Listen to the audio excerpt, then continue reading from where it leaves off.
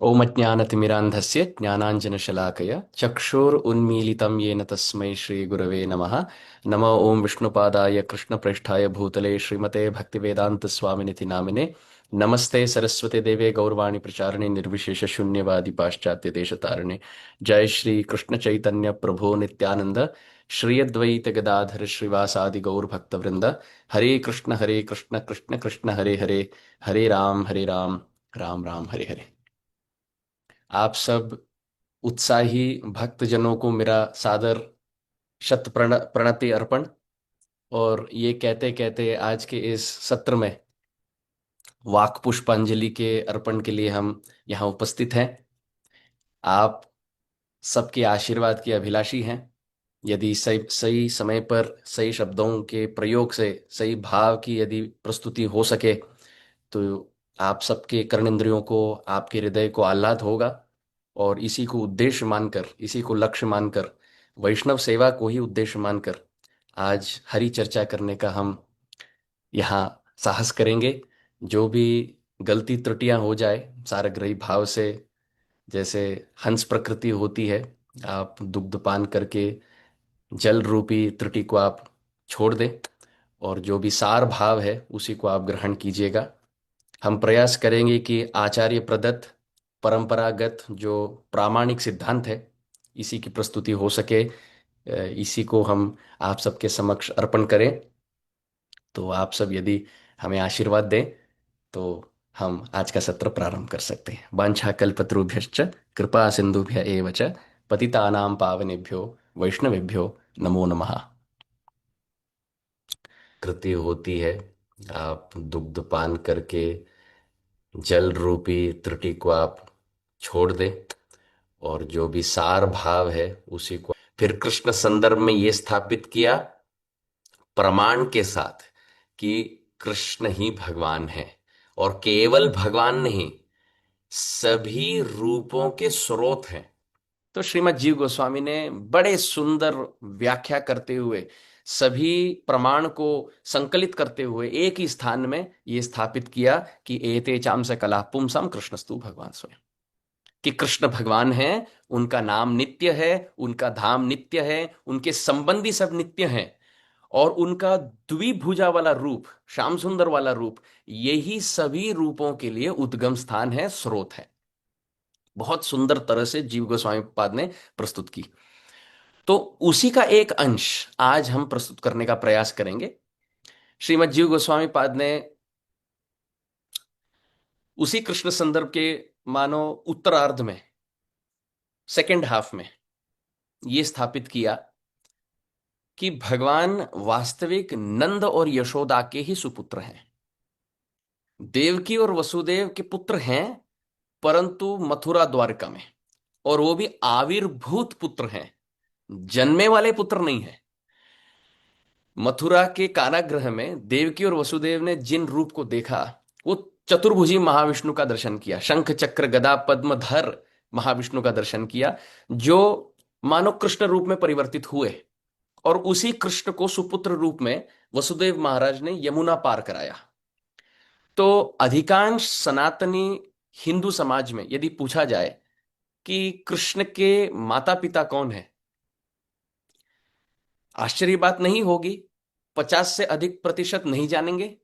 और जो जानते हैं उनसे, उनमें 90% से अधिक ये कहेंगे कि देवकी और वसुदेव ही वास्तविक पुत्र हैं, मानो माता पिता हैं, और कृष्ण उन्हीं के वास्तविक पुत्र हैं।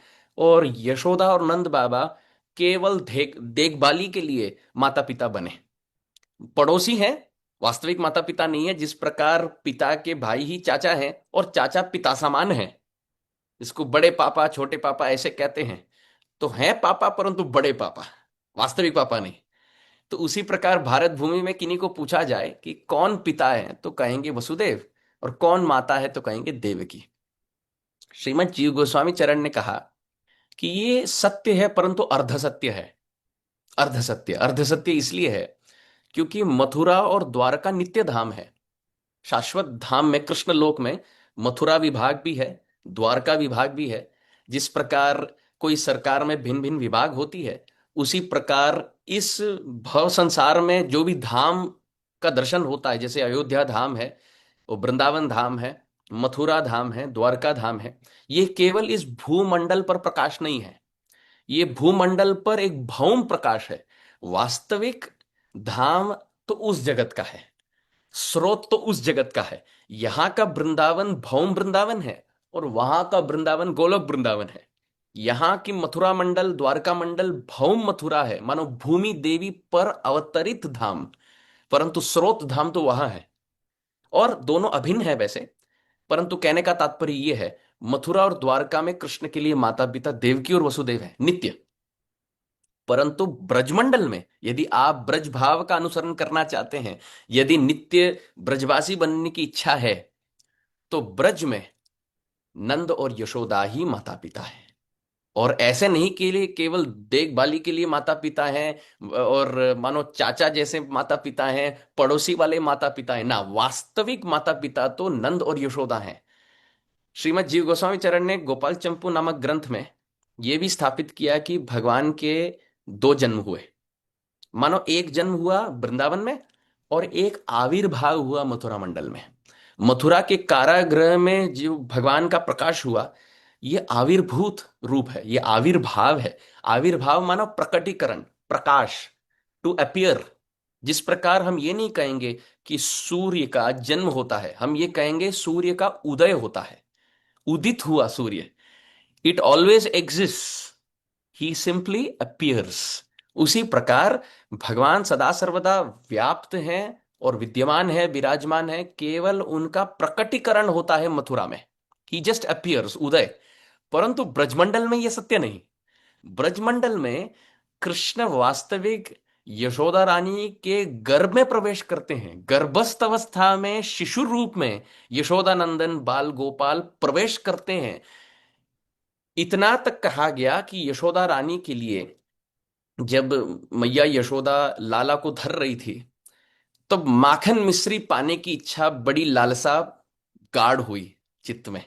मैया यशोदा को माखन मिश्री खाने की या कोई मीठी पदार्थ खाने की जो इच्छा है, ये साधारण से अधिक बढ़ने लगी। और मैया यशोदा जाने ना कि इसका कारण क्या है। एक बार लाला का जन्म हुआ, और हर घर में जाकर मटकी तोड़न लीला, घुटमन लीला के बाद मटकी तोड़न लीला, फिर नवनीत तस्करी की लीला जब प्रसिद्ध होने लगी, तब मैया जाने की हाँ हाँ हाँ, अब तो माखन मिश्री पाने की जो इच्छा है ये क्षीण हो गई। और चोर वास्तविक हम नहीं, हमारे भीतर बैठे हुए शिशु ही चोर रूप में बैठे थे। यही ब्रज के चौराग्रगण्य पुरुष हैं, चोरों के सरकार हैं। श्रीमद जीव गोस्वामी पाद ने भागवत के अलग अलग श्लोकों का चयन करके यह स्थापित किया कि कृष्ण वास्तविक यशोदानंदन है। और साथ ही साथ हमने थोड़े श्लोक जोड़ दिए उसमें भागवत के। तो आज के इस प्रस्तुति में आप सबके संतोष के लिए भागवत के किन महत्वपूर्ण श्लोकों को चयन करके एक प्रस्तुति के रूप में आप सबके समक्ष रखेंगे। आप इन श्लोकों को देखिए, और शुकदेव गोस्वामी ने, भगवान व्यासदेव ने बिना कोई संशय, बिना कोई दो राय रखे हुए ये पूर्णतया हम सबके सामने स्पष्ट रूप से रख दिया कि कृष्ण वास्तविक यशोदानंदन है। केवल कल्पनात्मक भाव नहीं, ये एक केवल भाव नहीं, एक केवल एक इमोशन, एक सेंटिमेंट नहीं, ये सत्य है, अटल सत्य है, अपेय सत्य है। तो चलिए अब एक श्लोक के बाद दूसरे श्लोक का हम दर्शन करेंगे। ये सर्वप्रथम दशम स्कंद के 5वें अध्याय का श्लोक क्रमांक 1 और 2। हम श्लोक का उच्चारण भी करेंगे, और आप इसको यदि चाहे तो अपने कॉपी में, अपने प्रति में लिख कर रखिएगा, ताकि ये बहुत अच्छी बात है। कृष्ण को जब भी स्मरण करे तो यशोदा के सुपुत्र में, नंद के सुपुत्र रूप में ही स्मरण करे। तो ये बहुत अद्भुत बात है। श्री शुक उवाच नंदस्त्वात्मज उत्पन्ने जात आह्लाद महामना आहूय विप्रान वेदज्ञान स्नात शुचिर अलंकृतः वाचयित्वा स्वस्त्ययनम जात कर्मात्मजस्य वै कारयामास विधिवत पितृदेवार्चनम तथा। जो भाषांतर चाहते हैं वो यहाँ पे है, अंग्रेजी में है, और ट्रांसलेशन उसका यहाँ पर है। सीधा अर्थ ये है कि नंद बाबा बड़े दानी हैं, और कृष्ण के जन्म में, जब कृष्ण पुत्र के रूप में जन्म हुए, तो नंद बाबा बड़े प्रसन्न हुए, आह्लादित हुए, स्वयं स्नान किए, अपने आप को शुद्ध किए, और वस्त्र अलंकार धारण करके सभी ब्राह्मणों को आमंत्रण देकर, ऐसे ब्राह्मण जो वेद मंत्र पारंगत थे उनको बुलाकर, ऐसे योग्य ब्राह्मण जब वैदिक उच्चारण कर रहे थे, तो उन्होंने आशीर्वाद रूप में नंद बाबा के इस नंदोत्सव में सहयोग दिया। बड़ी प्रसन्नता से नंद बाबा ने कृष्ण को आमंत्रण किया, और ऐसे नवजात शिशु, यहां शब्द आया नवजात, विधिवत नंद बाबा ने अपने पितरों की, देवताओं की और सभी वरिष्ठों की सेवा करके, आराधना करके कृष्ण के लिए एक स्वस्ति वाचन, स्वस्ति अयनम का कार्यक्रम आयोजित किया। नंद बाबा चाहते थे कि सबकी आशीर्वाद, सबका आशीर्वाद, सबका मंगल बाल गोपाल को मिले, ताकि जीवन में जो भी विकट परिस्थिति आए, अमंगल अभद्रमय परिस्थिति आए, सब टाल सके। यहां सुखदेव गोस्वामी ने बड़ा सुंदर शब्द प्रयोग किया। कहते हैं नंदस्तु आत्मज उत्पन्ने, कि नंद बाबा अपने आत्मज के उत्पत्ति से जात आह्लाद, बड़े आह्लादित हुए। आत्मज का अर्थ है पुत्र,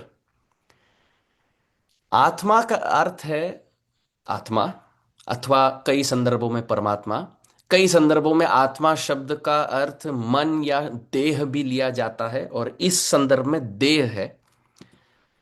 आत्मा से ज माने जायते, जन्मा हुआ, माने पुत्र जो शरीर से उत्पन्न होता है, अथवा वो पुत्र जो इतना प्रिय होता है पिता के लिए। अन्य पुत्र तो शरीर से उत्पन्न होते हैं, ये पुत्र इतना प्रिय है मानो ऐसा लगता है कि आत्मा से ही निकला हो। इसलिए आत्मज। और आह्लाद, बड़े आह्लादित हुए।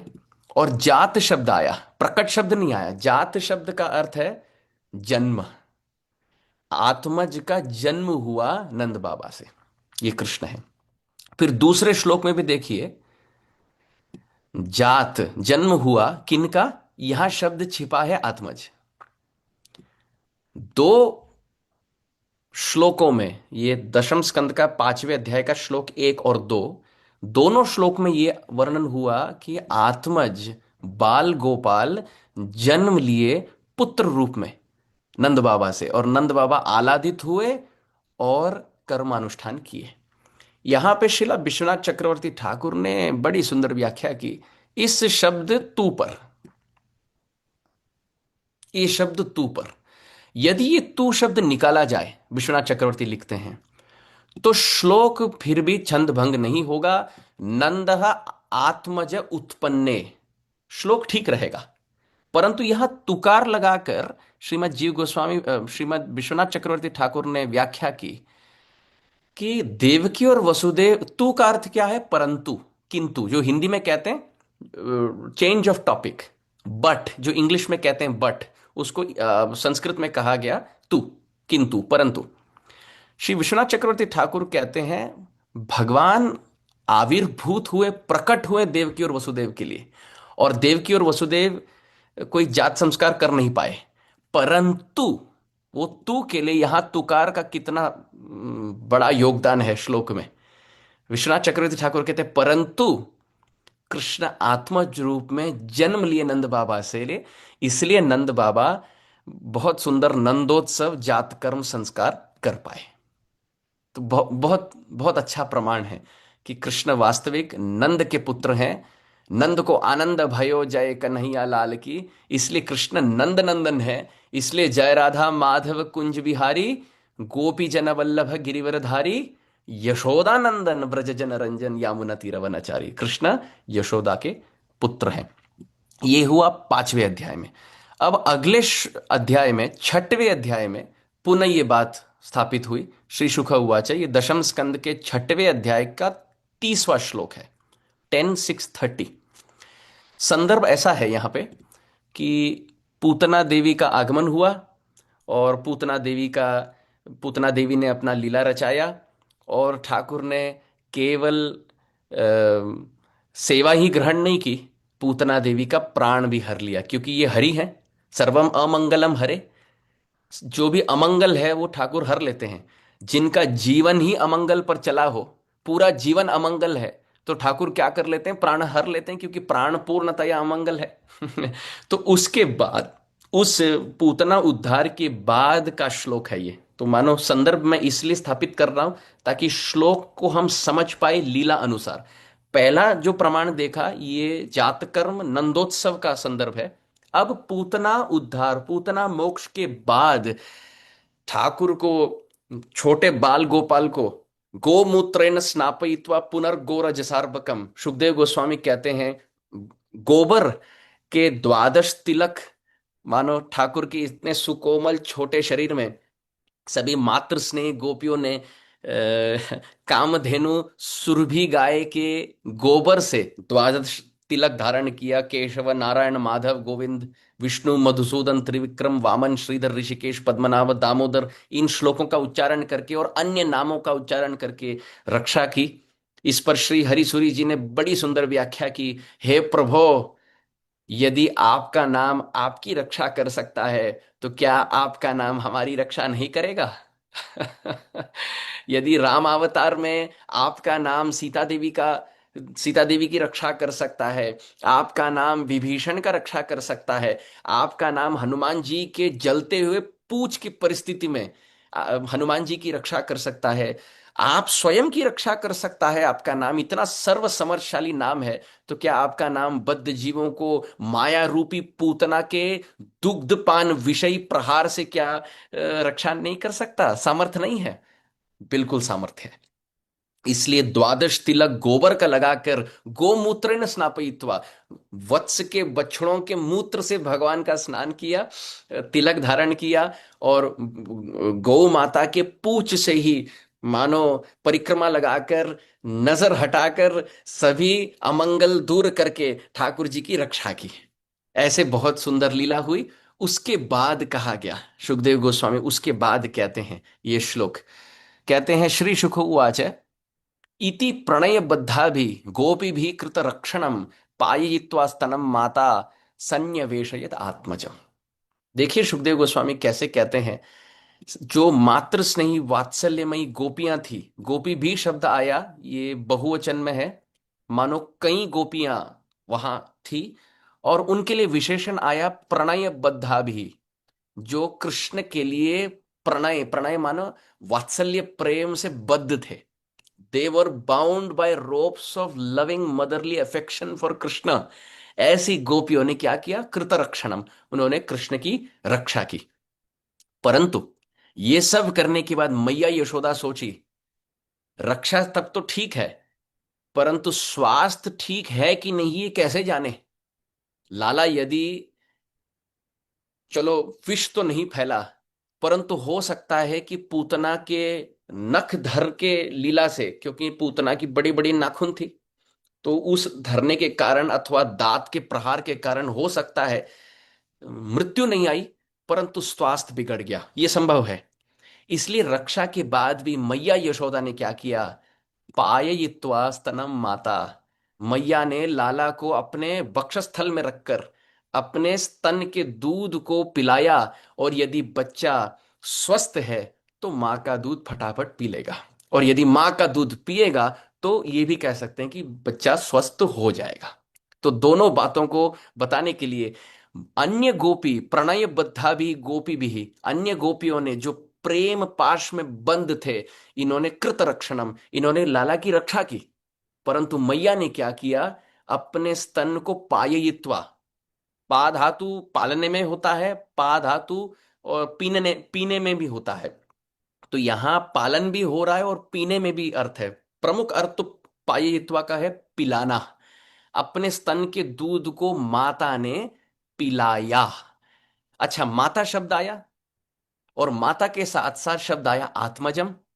पिछले श्लोक में कहा गया कि कृष्ण नंद बाबा के सुपुत्र हैं, और इस श्लोक में आया कि भगवान कृष्ण बाल गोपाल यशोदा रानी के सुपुत्र हैं, और यशोदा ही मां है और कृष्ण ही पुत्र हैं। श्री नेत्रहीन सूरदास जी ने एक बड़ी सुंदर सूर सागर में गीत लिखा कि मैया दाऊ बहुत खिजायो। अरे मैया, दाऊ जी, बलदाऊ जी छेड़खानी करते हैं, और बाहर जाता हूं उनके साथ खेलता हूं तो सबके सामने हास परिहास करते हैं। तो मैया ने पूछा, अरे लाला, किस विषय में हास परिहास होता है? तो कहते हैं, दाऊ जी सदा सर्वदा ये पूछते रहते हैं, अरे लाला, तू ये बता दे कि नंद बाबा गोरे हैं, मैया गोरी है, मैं गोरा हूं, तू कारो करोटो कैसे निकलो? बता, ये बता, तू कैसे काला निकला? तो लाला कहते, नहीं नहीं, ये तो स्वाभाविक है, ये तो देवदत्त है, भगवत प्रदत्त है। रंग ये भगवान निर्धारित करते हैं, ये उन्हीं का निर्णय है। तो बलदाऊ जी कहते हैं, ना ना ना, ऐसे सत्य नहीं है। यदि माता पिता गोरे हैं और मैं भी गोरा हूं तो तू गोरा कैसे नहीं है? इसके पीछे बड़ा गूढ़तम रहस्य है। वो रहस्य ये है कि तू उनका पुत्र नहीं है। तुझे मथुरा से कोई व्यक्ति बेच रहा था, तो नंद बाबा को बड़ी दया आई कि इतने छोटे से बच्चे को, कोई अनाथ बच्चे को कोई बेच रहा है, तो थोड़े स्वर्ण मुद्राएं देकर तुझे बिकाई के रूप में ले आए घर। वो कोई बेच रहा था, खरीदी करके नंद बाबा तुझे घर ले आए। और ये बात हश हश करके चुप करा दिया ब्रजवासियों में कि नहीं नहीं, ये मेरा ही पुत्र है। लाला कभी अपने जीवन में ये तथ्य जाने ना कि उसको मथुरा से कोई लाया है, बस यही जाने कि ये नंद और यशोदा का सुपुत्र है। सूरदास जी लिखते हैं कि जब लाला ये बात मैया को कहने लगे, तो मैया कहने लगी, ना ना ना, मैं ब्रजरज की सौगंध खाकर कहती हूं, तेरे सिर में हाथ रखकर ये सत्य कहती हूं, ये मेरा व्रत है, ये अनुष्ठान है, ये जीवन भर का अटल नित्य सत्य है। हे लाला, पूरे जगत में यदि एक सत्य है तो वो यही है कि तू मेरा पुत्र है और मैं तेरी माता हूं। इसके ऊपर और कोई सत्य नहीं।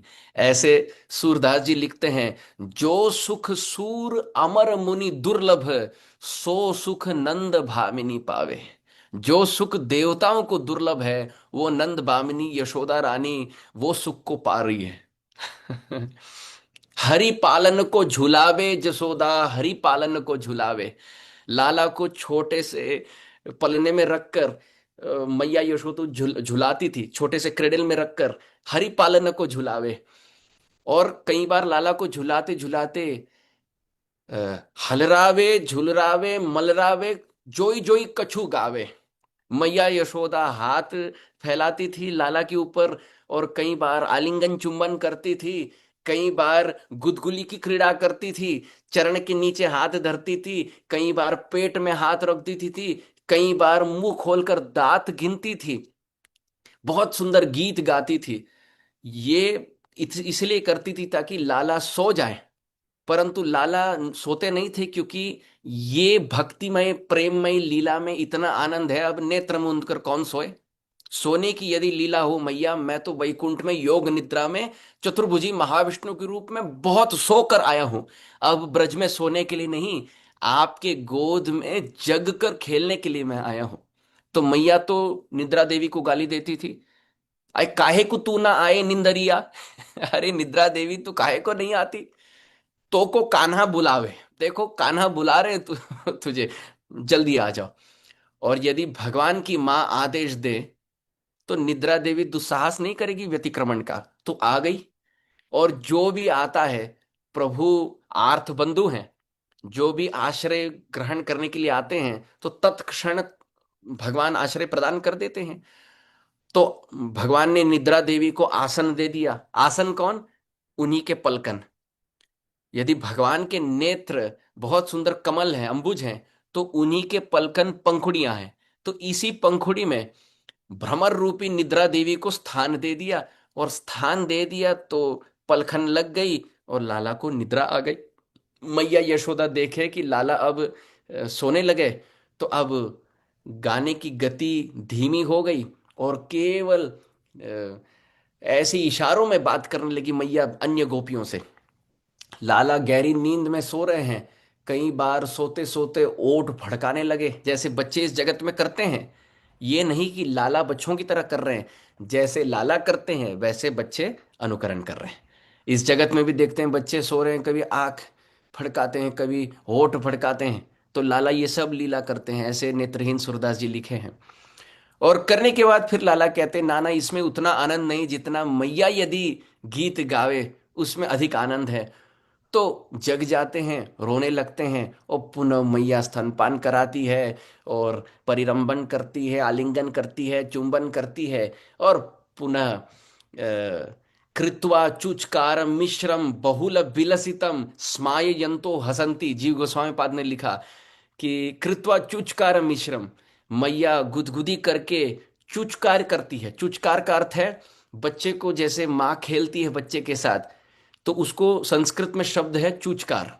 चूचकार माने चू चू चू चू आवाज करके बच्चों को जैसे खेलना होता है बच्चे के साथ।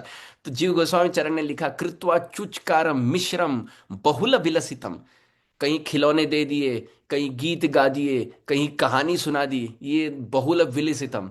और स्माययंतो हसंती, कभी कुछ कहकर लाला को हंसाया, और लाला के हंसने में मुस्कुराने में मैया हंस रही है।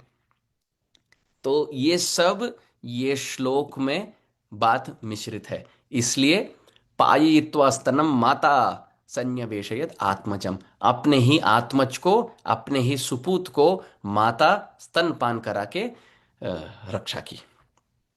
तो तात्पर्य यही है कि 5वें अध्याय में नंद नंदन और 6वें अध्याय में यशोदा नंदन।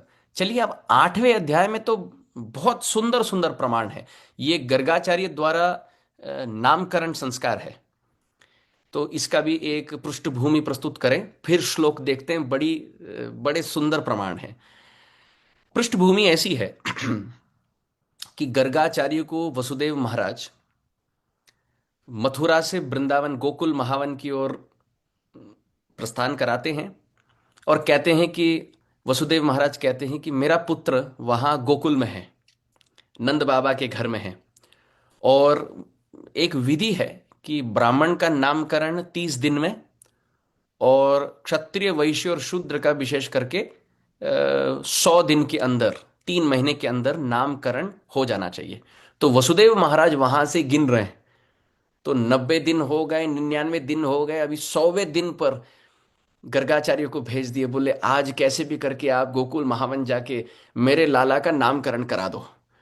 गर्गाचार्य बड़ी आतुरता से गोकुल की ओर आ गए, और नंद महाराज खड़े होकर महद विचलनम दृणाम गृहणाम दीन चेतसाम श्लोकों का उच्चारण करके, आइए आइए पधारिए, आप विराजिए, हे गर्गाचार्य जी, आप बड़े प्रसिद्ध हैं, और आप जैसे महानुभाव संत जब किन्हीं के जीवन में आते हैं, घर में आते हैं, तो ये केवल हमारे मंगल के लिए आप आए हैं, आइए विराजे। गर्गाचार्य बैठते हैं, नंद बाबा बड़े आदर सत्कार से उनकी सेवा करके फिर याचना करते हैं कि बड़ी इच्छा है कि मेरे पुत्र हैं, एक रोहिणी नंदन है और एक यशोदा नंदन है, आप यदि इनका नामकरण कर दें तो बड़ा बड़ी आभार होगा, आप आपके चरणों में ये विनती है। तो गर्गाचार्य कहते हैं ना ना ना, यदि मैं ये करूं तो विपत्ति आ जाएगी, क्योंकि वैसे कंस की गिनती बिगड़ गई। 6 बच्चे थे, उनकी हत्या हुई, अभी 7वें का गर्भ स्थानांतर हुआ। कंस महाराज की गिनती में अब 7वें को गिने या ना गिने, वो बलदाव जी हैं। सबको लगा कि गर्भपात हुआ, परंतु गर्भपात नहीं हुआ, गर्भ का स्थानांतर हुआ। बलराम जी को मथुरा से लेकर रोहिणी के गर्भ में स्थानांतरित किया गया। तो 7वां बच्चा तो है, परंतु कंस के गिनती में 7वां तो अब गर्भपात हुआ। तो अब अगला बच्चा जो है ये 7वां है कि 8वां है, गिनती अब भगवान ने कंस की बुद्धि बिगाड़ दी। तो 8वां अब बच्चा नहीं बच्ची हुई, क्योंकि वसुदेव ने बच्चे को गोकुल छोड़कर बच्ची को वहां से ले आकर मथुरा में प्रस्तुत किया। कंस महाराज ने उस बच्ची की हत्या का प्रयास किया। ये अष्टभुजा इष्ट देवी निकली, दुर्गा जी निकली, और दुर्गा जी कहती अरे मूर्ख, जिनकी आराधना करते हो उन्हीं की हत्या हत्या का प्रयास करते हो, कैसे बृकासुर हो, कैसे भस्मासुर हो कि शिव जी से वरदान मिलता है और शिव जी की हत्या करते हो पार्वती के प्राप्ति के लिए, कैसे मूर्ख हो तुम। जिनको ढूंढ रहे हो वो पुत्र नहीं पुत्र है, वो पुत्र नहीं पुत्र है, और वो कहीं और जन्म ले चुका और केवल तुम्हारी हत्या की प्रतीक्षा कर रहा है। तो कंस और भयभीत हो गए, ये पहली बात। दूसरी बात, सब जानते हैं कि नंद और यशोदा, नंद और वसुदेव ये बड़े घनिष्ठ मित्र हैं। और वहां यदि अब पुत्र के नामकरण संस्कार का उत्सव हुआ और ये जाना गया कि मथुरा यदुवंशी के पुरोहित गर्गाचार्य ने जाकर नामकरण किया, तो बात बात को जोड़कर कोई भी ये जान लेगा कि वसुदेव का पुत्र को स्थानांतर किया गया, अब नंद के घर में उसी का नामकरण हो रहा है। इसलिए वसुदेव ने गर्गाचार्य को वहां भेज दिया। गर्गाचार्य कहते हैं, मुझे छोड़ दो नंद बाबा, यदि मैं नामकरण कर दूं तो मेरे जीवन में आपत्ति, आपके जीवन में आपत्ति, ये बच्चे की भी हत्या हो जाएगी। ना ना ना, ये ठीक नहीं।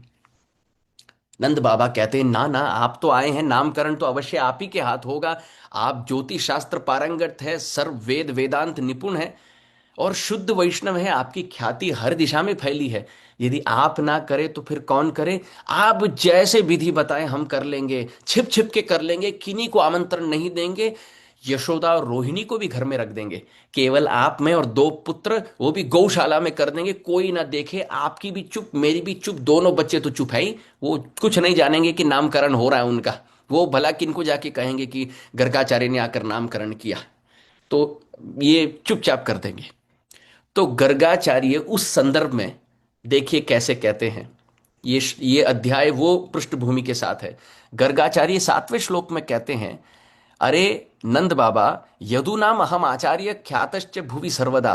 पूरे भूमंडल में, भुवि हर दिशा में मेरी ख्याति है, विख्याति है, प्रसिद्धि है कि मैं यदुओं का आचार्य हूं। आई एम द टीचर और the purohit, the priest of the Yadus in Mathura, ऐसी मेरी ख्याति है।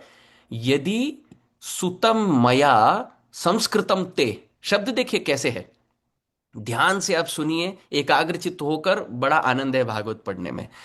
गर्गाचार्य कहते हैं, मया संस्कृतम, यदि मेरे द्वारा नामकरण संस्कार कराया गया, किनका? ते सुतम, आपके पुत्र का नामकरण मेरे द्वारा यदि किया जाए तो मन्यते, सब मानेंगे कि वो देवकी का पुत्र है। सीधा सीधा गर्गाचार्य की मुखमंडल से ये सुधा वाणी निकली कि ये पुत्र ते सुतम आपका है। और यदि मैं कर दूं नामकरण, सब ऐसे मानेंगे कि वो देवकी का पुत्र है। वैसे देवकी का पुत्र है नहीं, आप ही का पुत्र है, परंतु यदि मैं नामकरण करूं तो सबको ये मानो भ्रांति होगी कि ये आपका नहीं, देवकी का पुत्र है। चलो, ये एक प्रमाण हुआ, ये गर्गाचार्य की श्रीमुख से। अब उसी अध्याय में 14वें श्लोक में देखिए। बहुत सुंदर है भागवत, बहुत सुंदर। अब गर्गाचार्य कहते हैं, अयम, ये पुत्र, पहले प्राग अयम वसुदेवस्य क्वचित जातस्तवात्मजः। शब्द देखिए, तव आत्मज, पुनः गर्गाचार्य कहते हैं, आपका ये पुत्र क्वचित, कभी तो, पहले भूतकाल में, जातः, जन्म लिया है वसुदेव के जीवन में। ये नहीं कह रहे कि इसी जीवन में वसुदेव का पुत्र, मतलब वहां जन्म ले चुका आपका पुत्र, ये नहीं कह रहे। क्वचित करके छोड़ दिया। तो नंद बाबा को ये लगता है, अच्छा, मेरा ये पुत्र पिछले जन्म में वसुदेव महाराज का पुत्र था। अरे वाह वाह वाह वाह! मैं जब मथुरा जाऊंगा, वसुदेव जी से भेंट होगी, तो मैं ये कहूंगा, मेरा ये जो पुत्र है आप ही के पुत्र समान है, क्योंकि ये पिछले जीवन में आपका पुत्र था। तो गर्गाचार्य देखिए कैसे बात को जोड़ रहे हैं कि नंद बाबा, आपका पुत्र, आप वसुदेव के साथ भी थोड़ा बंटवारा कर लीजिए। क्योंकि पहले ये वसुदेव से भी प्रादुर्भावित हुए, परंतु हैं तव आत्मज, आप ही का पुत्र। तो ये ध्यान देने योग्य शब्द है, तव आत्मज। गर्गाचार्य कहते हैं, नंद बाबा, ये पुत्र किनका है? आप ही का है, परंतु पहले कभी भूत में, भूतकाल में वसुदेव का भी हो चुका। अब संशय ना हो, भागवत के जो विद्यार्थी हैं इनके जीवन में संशय ना हो, इसलिए बारंबार दोहराएंगे कि ये नंद का ही पुत्र है। अब 15वें श्लोक में देखिए, बहुनी संति नामानि रूपाणी च सुतस्य ते, गुण कर्मानुरूपाणी तान्यहम वेदनोचना। गर्गाचार्य कहते हैं, सुतस्य ते, हम्म, संदर्भ आपको पुनः स्थापित कर दें कि गर्गाचार्य कहते हैं नामकरण के समय नंद बाबा से कि ये जो रोहिणी का पुत्र है, इसके तीन नाम हैं। एक तो राम है, दूसरा बल है, और तीसरा संकर्षण है। संकर्षण इसलिए है क्योंकि दोनों परिवार को मिला देगा। राम इसलिए है क्योंकि अपने लीला चेष्टाओं से दूसरों को रमाएगा। और बल इसलिए है क्योंकि बलिष्ठ है, बलवान है, शक्तिशाली है। परंतु उनसे भी बलवान कृष्ण है, इसलिए तो कृष्ण बलराम के विग्रह में जो प्रभुपाद जी ने स्थापित किया वृंदावन में, बलराम जी अपने हाथ को कृष्ण के कंधे में रखे हैं। यदि कोई बलवान हो तो वो अनुज के कंधे में हाथ नहीं रखेगा। अनुज ही अग्रज के हाथ में ज्येष्ठ भ्राता के कंधे पे हाथ रख सकता है। जो हमसे अधिक बलिष्ठ हो, हम उन्हीं के यहां आधार मानकर खड़े रहेंगे। तो बलराम जी तो बल हैं, फिर भी कृष्ण के कंधे पे धरकर ऐसे आधार ग्रहण करते हैं। तो गर्गाचार्य ने तीन नाम दिए बलराम के लिए, बल, राम, संकर्षण। और कृष्ण के लिए कहा कृष्ण और वासुदेव। और फिर कहते हैं, अरे नंद बाबा मैं क्या कहूं, आपके ये पुत्र के तो कई सारे नाम हैं, कई सारे नाम, बहुनी संति नामानी। और केवल नाम नहीं, रूपाणी। कहीं अनंत अत्यंत रूप हैं और अनंत नाम हैं। और ये सब गुण कर्म अनुरूपाणी। जैसे उनके गुण हैं, जैसे उनके कर्म हैं, वैसे ही रूप हैं, वैसे ही नाम है। जैसे कि गुण है, बड़े वात्सल्य हैं, वात्सल्यता है, आर्जवम है, और प्रेम करते हैं। तो इसलिए भगवान के नाम है करुणा सिंधु, आर्थ बंधु, अनाथ बंधु, करुणैक सिंधु, हा हंत कथम नयामि। बिल्व मंगल ठाकुर लिखे हैं, करुणा के सिंधु हैं आप प्रभु, आर्थ बंधु हैं, दीन दयाल हैं, दीन बंधु हैं, करुणा सिंधु हैं। ये सब नाम क्यों है? क्योंकि उनका हृदय नवनीत समान है, इसलिए। और क्योंकि गिरिराज धारण किए तो गुण के अनुसार नाम लगा। अब कर्म अनुसार नाम लगा, क्योंकि गिरिराज धारण किए इसलिए नाम है गिरधारी, इसलिए है नाम है गोवर्धनधारी, इसलिए नाम है गिरिराज, इत्यादि सभी नाम भगवान की इसलिए धारण, भगवान के व्यक्तित्व में इसलिए नाम आ जाते हैं क्योंकि गुण है अथवा कर्म है। और गर्गाचार्य कहते हैं इतने रूप हैं और इतने नाम हैं, तान्य हम वेदनो जना, लोग नहीं जानते पर मैं जानता हूं। अथवा न मैं जानता हूं न लोग जानते हैं। अथवा अरे जना का अर्थ है उनके नित्य परिकर ही नहीं जानते, तो भला मैं कैसे जानूं। ऐसे तीन तीन अर्थ आचार्य ने दिया। हमारे संदर्भ अनुसार ये श्लोक हमें ये शब्द दिखाते हैं। हाँ, कई सारे नाम हैं, कई सारे रूप हैं, किनके? सुतस्य ते, हे नंद बाबा, आपके पुत्र के कई सारे नाम हैं। तो 14वें श्लोक में शब्द आया तव आत्मज, और 15वें श्लोक में शब्द आया ते सुतस्य। आप ही का पुत्र है कृष्ण, किन्हीं और का नहीं। वसुदेव का तो प्राग जन्म नहीं, पिछले जन्म में, अब नहीं। अच्छा, रोकते नहीं अपने वाणी को, आगे और भी चल रहा है। अब 19वें श्लोक में गर्गाचार्य स्तुति कर रहे हैं, तस्मा नंद आत्मजोयम ते नारायण समो गुणई श्रिया कीर्त्यानुभावेन गोपायस्व समाहिता। इसलिए हे नंद महाराज, हे नंद आत्मजोयम ते, हे नंद। आज ये शब्द नंदात्मज जो है, संस्कृत में इसका विभाजन दो तरीके से कर सकते हैं। एक तो हे नंद, नंद माने संबोधन, नंद महाराज को पुकार के गर्गाचार्य कहते हैं, ओ नंद, अयम ते आत्मज, आपका ये पुत्र नारायण समो गुण, नारायण के समान गुण ग्रहण करता है। ये एक अर्थ हुआ। अथवा नंद शब्द का अर्थ आनंद होता है, आनंद। नंद को आनंद भयो, आनंद माने जॉय, तो नंद भी जॉय। तो नंद आत्मज ये एक शब्द है। हे नंद बाबा, आपका ये पुत्र जो आनंद प्रदायक हो, नंद विशेषण है, आत्मज शब्द है। तो your joy producing son, this son of yours who is giving you so much joy, Narayan समो गुण। केवल नारायण ही उनकी तुलना कर सकते हैं गुण के दृष्टि से। तो यहां भी गर्गाचार्य कहते हैं, हे नंद बाबा, कृष्ण केवल आप ही का सुपुत्र है। अब आगे सुखदेव गोस्वामी, सुखदेव गोस्वामी की वाणी है, गर्गाचार्य की वाणी अब रुक गई। अब आगे प्रकरण बदल गया। मृद भक्षण लीला आ गई। मृद भक्षण लीला वो लीला है जहां पे ठाकुर जी मिट्टी भक्षण करते हैं, ब्रज के रज को पाते हैं, और मुखमंडल को खोलकर फिर पूरे ब्रह्मांड विश्वमंडल को ब्रजमंडल में समाहित करके दिखा देते हैं मुखमंडल में। बड़ी सुंदर लीला है। तो इस लीला में जब मैया यशोदा पूछती हैं, क्यों रे लाला, क्यों, कस्मान मृदम अदांत आत्मन भवान भक्षितवान रह। अरे मूढ़मति, मूढ़धि, अदांत आत्मन, स्वतंत्र चलने वाला पुत्र, किसी के अनुशासन में ना आने वाला पुत्र, क्यों मिट्टी क्यों खाई। तो उसके उत्तर में ठाकुर जी कहते हैं, ना हम भक्षितवान अम्ब। शब्द देखिए, लाला बात बना रहे हैं अब। 35वें श्लोक में, ना हम भक्षितवान अम्ब। अम्ब का शब्द है माँ। माँ का ये पूरा शब्द है अम्बा, और उसको संबोधन में अम्ब हो जाता है। हे अम्ब, ना हम भक्षितवान, मैंने मिट्टी का पान नहीं किया, मैंने मिट्टी भक्षण नहीं की। सर्वे मिथ्या अभिशंसिनः, सब झूठ बोल रहे हैं, देखो मैया। सर्वे मिथ्या अभिशंसिनः, बड़ी मीठी लीला है। हाँ? मिट्टी लीला पता नहीं, मीठी लीला तो अवश्य है। बड़ी मीठी लीला है। हाथ में मिट्टी है, मुख में मिट्टी है, ठाकुर जी कहते ना हम भक्षितवान, मैंने मिट्टी भक्षण नहीं की, मृद भक्षण नहीं की।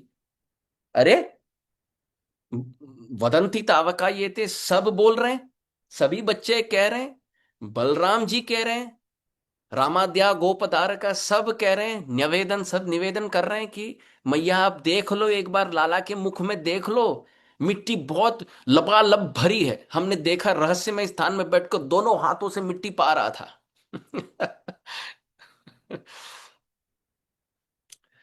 तो मैया कहती है कि सब झूठ तो नहीं कहेंगे। तो मैया, तो लाला कहते हैं, हाँ हाँ मैया, मैं क्या कहूं, सर्वे मिथ्याभिशंसिना, ये सब साजिश रचा रहे हैं सब मेरे विरुद्ध।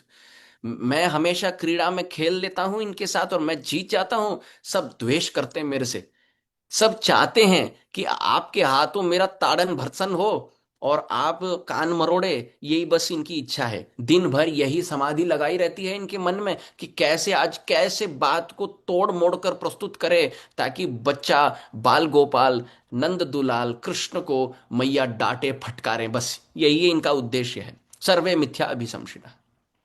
यहां शब्द आया अंब। लाला मैया को कहते हैं, मैया अरे मैंने नहीं पाया, मैया मैंने नहीं पाया।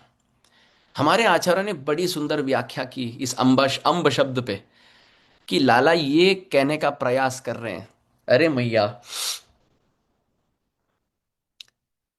अधिकांश इस जगत के अनुभूति में देखा जाता है कि पुत्री जो होती है वो पिता के चरित्र पे चलती है, और पुत्र जो है माँ के चरित्र पे चलता है।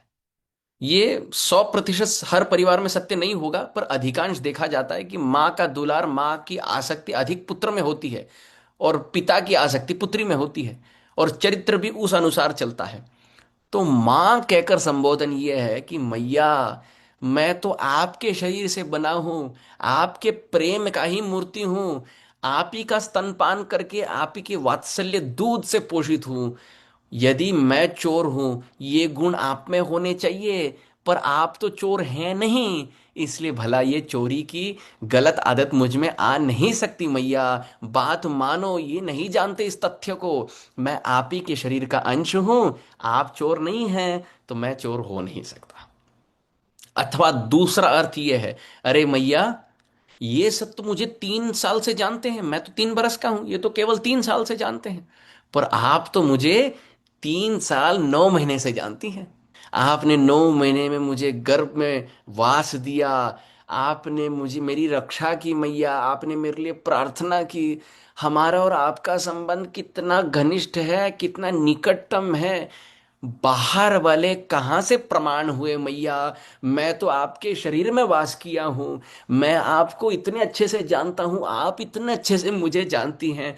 परस्पर हमारे हृदय में कितना विश्वास है, कितनी प्रीति है, और हम दोनों के संबंध में भले ये भाई और बाहर के मित्र कहाँ से आए प्रमाण के युक्त में, इनको साक्षी मानकर आप मुझे फटकार रहे हैं, मैया मत कीजिए, मैं सत्य कहता हूं मैंने मिट्टी भक्षण नहीं की।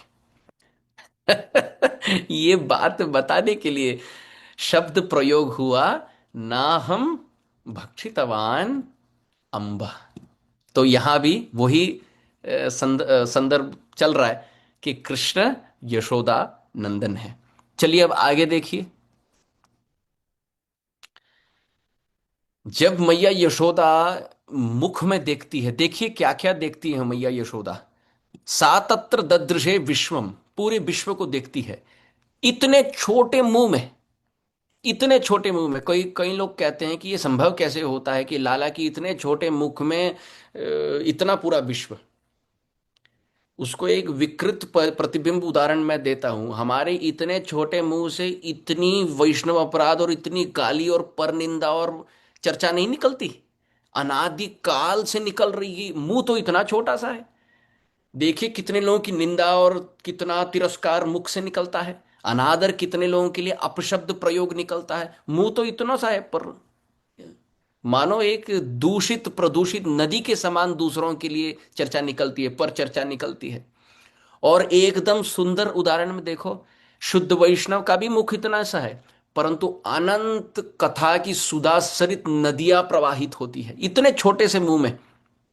जिह्वा तो हमारी जितनी है उतनी है शुद्ध भक्तों की भी, पर वो जिह्वा से अनंत भागवत कथाएं निसृत होती है। तो क्या ठाकुर ब्रह्मांड नायक की इतने छोटे मुख से पूरा विश्व समाहित नहीं हो सकता? बिल्कुल संभव है। तो मैया यशोदा क्या क्या देखती है उस मुख में। भागवत में देखिए बहुत सुंदर विवरण है कि जगत स्थास्नु, चर अचर और साथ साथ निर्जीव सजीव, फिर खम दिशा, मानो बाह्य अंतरिक्ष, आकाश नभस्थल मंडल, 10 दिशाएं, अद्रि, पर्वत, द्वीप, महासागर, भूमंडल, वायु, अग्नि, चंद्र, तारावली, और साथ साथ सभी अन्य ग्रह, जल तत्व, तेज तत्व, और सभी विकार, सभी इंद्रियां, सब जीवों का मन, त्रिगुणातीत और त्रिगुणाधीन माया, और साथ साथ सभी जीव, काल शक्ति, महाकाल शक्ति, सबका, सबके चित्त में स्थित स्वभाव, संस्कार, जन्म जन्मांतर कर्म, और लिंग भेद, मानो सूक्ष्म शरीर, स्थूल शरीर, ये सब मैया ने देखा। और साथ ही साथ क्या देखा, उस मुख में वृंदावन भी देखा, और उस वृंदावन में अपना भी दर्शन किया, और अपने को कृष्ण के मुख में झांकते हुए ये दर्शन भी उस मुख में देख लिया। तो यहां सुखदेव गोस्वामी कहते हैं ब्रजम, ब्रज को देखा, और सह साथ साथ आत्मानम, अपने आप को देखा, अवाप शंकाम, अपने आप को देखा, परंतु अकेले नहीं, सुनो हो तनऊ, अपने हैं अपने पुत्र के मुख में ये सब देखा। शब्द जानने योग्य है सूनु। सूनु शब्द का अर्थ है पुत्र, आत्मज। तो अपने पुत्र के तनु में, शरीर में वीक्ष्य, अच्छे से मैया ने देखा, व्रज को भी देखा, अपने आप को भी देखा, और ये सब देखकर मैया को बड़ा आश्चर्य हुआ। मैया यहां कहती है, विष्णु से प्रार्थना करती है, हाय हाय ये हो क्या रहा है। मैया यशोदा कहती है, ये हाय हाय ये हो क्या रहा है। क्या देवता मुझ पर कृत्रिम इंद्रजाल रचा रहे हैं, अथवा क्या मैं स्वप्नावस्था में हूं, अथवा क्या मेरी बुद्धि मारी गई, अथवा गर्गाचार्य के वक्तव्य क्या सत्य है कि मेरा पुत्र वास्तविक भगवान है। हाय हाय देखो मैं कैसे माया जाल में फंस गई। मैया कहती है, मैं कृष्ण को अपना पुत्र मानती हूँ, नंद बाबा को अपना पति मानती हूँ, ब्रज को अपना घर मानती हूँ, ब्रजवासियों को, गोधन को, गोप गोपियों के मंडल को ही अपना कुटुंब मानती हूँ। हे विष्णु देखो मैं भौतिक आसक्ति में फंसी हूँ, ऐसे मैया कहती है। पुनः कहने का संदर्भ है, मैया वहां कह रही है, मैं अपने आप को मां मानती हूं और कृष्ण को मेरा पुत्र मानती हूं। यही संदर्भ है। तो ये हुआ 8वें अध्याय में। चलिए अब 9वां अध्याय देखते हैं। 9वें अध्याय में सुखदेव गोस्वामी, 9वां अध्याय है दामोदर लीला का। तो दशम स्कंद के 9वें अध्याय के 21वें श्लोक में सुखदेव गोस्वामी कहते हैं, नायम सुखापो भगवान देहिनाम गोपिका सुतः। यहां कृष्ण को संबोधन, संबोधन नहीं, संबोधित करते हुए शब्द आया गोपिका सुतः। यशोदा का ये जो पुत्र है सुतः, नायम सुखापो भगवान देहिनाम गोपिका सुत, ज्ञानी नाम चात्म भूतानाम यथा भक्ति मताम इह। दो शब्द ध्यान देने योग्य है। कथा में हमारी चित्त इतनी एकाग्रनिष्ठ होनी चाहिए कि परस्पर कहीं बात नहीं, कोई फोन में देख नहीं, कौन आए कौन गए ये दृष्टि नहीं, एकाग्र चित्त से हमें कथा सुननी चाहिए। तो दो शब्द है इस श्लोक में, 10, 9, 21 वाले क्रमांक में। एक शब्द है गोपिका सुत और दूसरा शब्द है इह। इह मानी यहां। सुखदेव गोस्वामी कहते हैं ये दामोदर दाम बंधन लीला के बाद का श्लोक है। सब जानते हैं, प्रसिद्ध कथा है, मैया लाला को अपने प्रेम पाश की डोरी में बांध देती है। उसके बाद सुखदेव गोस्वामी कहते हैं, न अयम सुखापो भगवान देही नाम गोपिका सुतः। ये भगवान जो गोपिका सुत के रूप में आविर्भूत हुए हैं, कृष्ण, न अयम सुखाप, सुख आप, आप माने प्राप्त, प्राप्त माने प्राप्त करना, आप माने प्राप्त करना, सुख माने सुखपूर्ण, सरलता से। न अयम सुखापो भगवान, ये गोपिका सुत कृष्ण को प्राप्त करना योगियों के लिए, ध्यानियों के लिए, कर्मियों के लिए सुलभ नहीं है, परंतु यथा भक्ति मताम इह, इह माने ब्रजे, ब्रज भाव में जो भक्ति करते हैं, मैया यशोदा के भाव का अनुगमन करते हुए, वही इस यशोदा नंदन को प्राप्त कर सकते हैं, अन्यथा और कोई नहीं कर सकता। न पांडव प्राप्त कर सकते हैं यशोदा नंदन को, क्योंकि भाव अलग है, ब्रज के बाहर का भाव है। न सुदामा जी प्राप्त कर सकते हैं, सुदामा जी सख्य भाव को प्राप्त किए, वो भी मथुरा मंडल में, द्वारका मंडल में, परंतु ब्रज का सख्य और घनिष्ठ होता है। सुदामा जी प्राप्त किए, सख्य भाव प्राप्त किए, परंतु चोरी नहीं किए ठाकुर जी के साथ। ठाकुर जी के कंधे पर खड़े होने का दुस्साहस नहीं करेंगे। जब ठाकुर जी आरती उतार रहे थे सुदामा जी के, तो मानो हृदय में संकोच था, हाय हाय हाय, द्वारकाधीश मेरे चरणों में बैठकर ये क्या कर रहे हैं। परंतु यदि ब्रज का होता सख्य, अरे लाला कर कर ठीक से मेरा पैर धो। देखो ये ठीक से धोया नहीं, ये ठीक से पैर धो। एक दिन लाला पैर धोएंगे, दूसरे दिन सखा पैर धोएंगे, ये परस्पर लीला चलेगी। हम्म, ये सख्य भाव ब्रज का बहुत उत्कृष्ट है। और उसके ऊपर है वात्सल्य भाव ब्रज का, जो मैया यशोदा का प्रेम है, ये बहुत ही ऊंचा है। यदि रसगुल्ला सामने रखा जाए, आज उपवास व्रत है, फिर भी हम उदाहरण दे रहे हैं, चलो सामने कोई रसगुल्ला रख दे, तो किन्हीं का कोई देखता है तो जिह्वा मानो लालच, एक लालसा से, एक इच्छा होती है कि हम उसको पालें। तो व्यक्ति कहते हैं हाय हाय हाय रसगुल्ला दे दो, कोई दे दो, तो आवाज हा हा हा करता है क्योंकि पाने की इच्छा रखता है। और दूसरा व्यक्ति होता है रसगुल्ला पाने के बाद कहता है आ हा हा क्या स्वाद है। दोनों आ हा कर रहे हैं, पर एक प्राप्त करने के लिए कर रहे हैं और एक प्राप्त करने के बाद कर रहे हैं। तो जो लोग भक्ति, प्रेमा भक्ति को प्राप्त किए हैं, वो भी ठाकुर जी को नहलाते हैं, और जो प्रेम प्राप्त करना चाहते हैं, वो भी ठाकुर जी को नहलाते हैं। पर भेद इतना है कि एक रसगुल्ला चख कर प्रेम प्राप्त करके नहला रहे हैं, और एक प्राप्त करने के लिए नहला रहे हैं। तो हम जो प्रेम प्राप्त किए हैं, उनके भाव, उनके चेष्टाओं का हम अनुगमन ना करें। श्रुति स्मृति पुराणादि पांचरात्रिक विधि विना एकांतिकी हरेर भक्ति उत्पाताय व कल्पते। भक्ति के विधेय निषेध को व्यतिक्रमण करते हुए अपने मति अनुसार यदि भजन का प्रयास किया जाए, तो केवल उत्पात होगा, भौतिक आसक्ति बढ़ेगी। ये भक्ति का वर्धक नहीं है। तो ठाकुर जी को नमस्कार करे, दंडवत करे, समय पर पट खोले, समय पर नहलाएं, समय पर वस्त्र अलंकार आभूषण करें, समय पर विधिवत नैवेद्य अर्पण करें, तो ध्यान पूर्वक भजन करें, ध्यान पूर्वक। मैया यशोदा और रोहिणी बन नहीं सकते हम। हाँ, उनके भाव का अनुसरण कर सकते हैं, परंतु उच्च अवस्था में, हमारे अवस्था में नहीं। हमारे अवस्था में विधिवत संख्या पूर्वक नाम गान न तभी कालावसानी कृतो, अच्छे से भगवान मानकर भजन करें। परंतु मन में ये इच्छा रखे कि एक दिन आए कि प्रेम जागृत हो, वास्तविक भाव जागृत हो, वास्तविक। चलिए आगे का प्रमाण देखते हैं। दशम स्कंद भागवत में कहाँ कहाँ कहा गया कि मैया यशोदा का सुपुत्र है श्री कृष्ण। चलिए अब आगे, ये ब्रह्म स्तुति है। ये ब्रह्म स्तुति में ब्रह्मा जी ने, दशम स्कंद 14वें अध्याय का पहला श्लोक है। ब्रह्म विमोहन लीला के तत्पश्चात ब्रह्मा जी को बड़ा भ्रम हुआ कि ये छोटा सा पुत्र बाएं हाथ से खाना खाता है, कैसे ये भगवान है।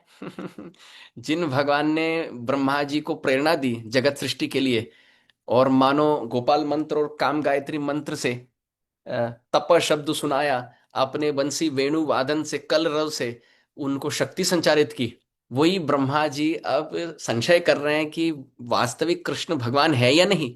और मूल स्वरूप तो छोड़ ही दीजिए, ये भगवान है या नहीं इसमें भी संशय हो गया, क्योंकि बाएं हाथ से लाला बैठ के पा रहे हैं और अपनी झूठी पवा रहे हैं अपने सखा उनको, और सखागण बैठे हैं वो झूठा पा रहे हैं, और आधी कटी हुई बात को उठाकर कहते हैं लाला देखो ये बड़ी मीठी है, ये फल खा लो।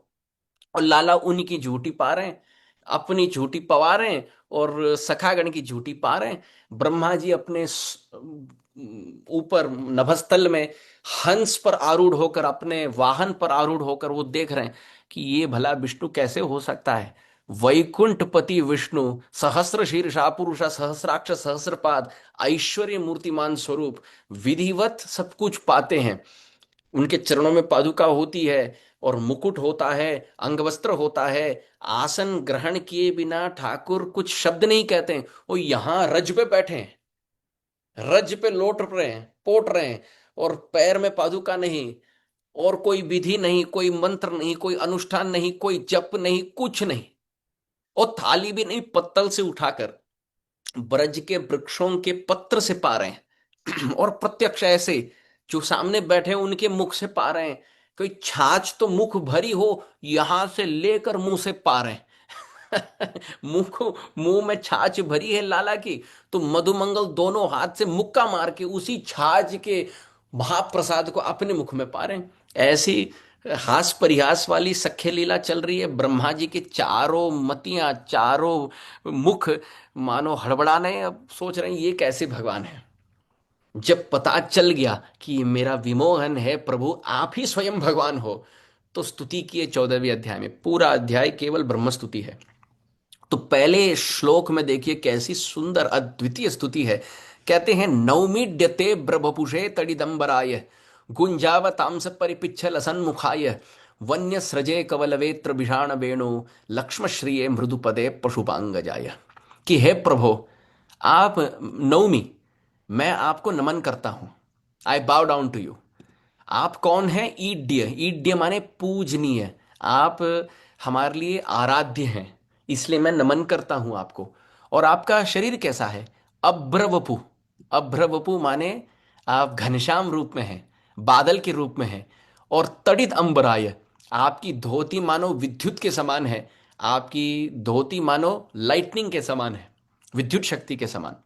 फिर गुंजावतांस, आप जिस प्रकार कान के कुंडल धारण करते हैं, हाथ के कंकन धारण करते हैं, और बहुत सुंदर हार धारण करते हैं, चरण की नूपुरें धारण करती हैं, ये सब तो सुंदर है ही है प्रभु। उसके साथ साथ यदि आप वन शोभा, वन के पुष्प, वन के लता पता, वन के पत्तों से और वन के गुंज से यदि आप अलंकृत होते हैं, हार धारण करते हैं, गुंज की आप कुंडल धारण करते हैं, हे प्रभु आप बड़े प्यारे लगते हैं।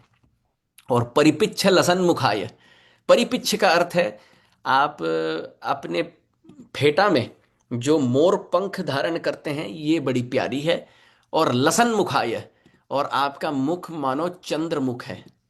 चंद्रमुखी हैं आप, निष्कलंकित चंद्रमुखी हैं। और वन्य सृजे कवलवेत्र विषाण वेणु, देखिए आप हाथ में क्या क्या धारण किए हैं। बड़ी सुंदर, बड़ा सुंदर वर्णन है। ब्रह्मा जी कहते हैं, हे प्रभु, आप अपने हाथ में बांसुरी धारण किए हैं, और दूसरे हाथ में आप वेत्र धारण किए हैं। वेत्र माने काउ हर्डिंग स्टिक, बछड़ों को चलाने के लिए जो काटी होती है उसको वेत्र कहते हैं। आप एक हाथ में वेत्र धारण किए हैं, दूसरे हाथ में बंसी धारण किए हैं। कई बार अपने कटी में, अपने वेस्ट में आप भिन्न भिन्न प्रकार के बाजाएं, जैसे कवल वेत्र विषाण वेणु, विषाण कहते हैं बफेलो हॉर्न, ब्यूगल को, आप वैसे वाद्य भी धारण करते हैं। और अभी तो इतने सुशोभित हैं क्योंकि आपके हाथ में बहुत सुंदर कवल है। कवल कहते हैं curd rice, rice mixed with yogurt. जब अन्न को माखन मिश्री के साथ मिलाया जाए तो उसको कवल कहते हैं।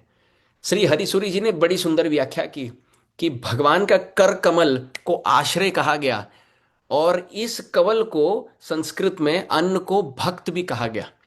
तो भक्त जब भगवान के आश्रय को ग्रहण करता है, भगवान अपने बछड़े खो जाए चलेगा, परंतु इस भक्त को कभी नहीं त्यागते। तो अपने बछड़ों को खोजते खोजते हाथ में अन्न लेके घूम रहे ठाकुर जी।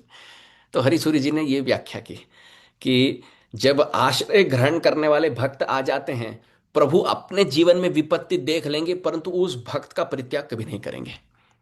और लक्ष्म श्रिय मृदुपदे, हे प्रभु, आपके चरण चिन्ह इतने सुकोमल हैं, इतने सुंदर हैं, इतने विलक्षण हैं कि ब्रजरज को चलते चलते आप अंकित कर रहे हैं। और आप कौन हैं, आपका अस्तित्व क्या है, आपका परिचय क्या है। अंतिम पद में कैसे सुंदर तरीके से ब्रह्मा जी कहते हैं, हे कृष्ण, आप पशु पांग जाय।